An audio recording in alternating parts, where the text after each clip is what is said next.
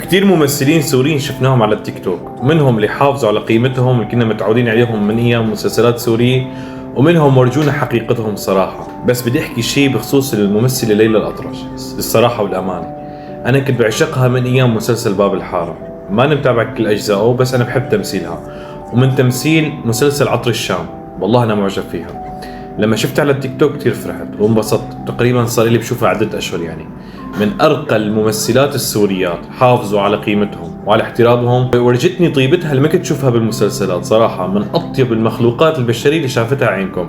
من الممثلين السوريين أمثالها وأمثال الممثل ياسر العظمة وكثير ممثلين سوريين أنا بحبهم يلي ترفع لهم القبعة.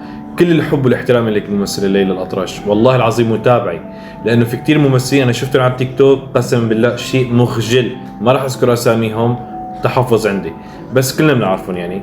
دخلوا بأدوار سياسية ودخلوا بأدوار ما لهم فيها، وارجونا حقيقتهم بالصراحة والأمانة. لكن ممثلة ليلى الأطرش كل الحب والاحترام لك.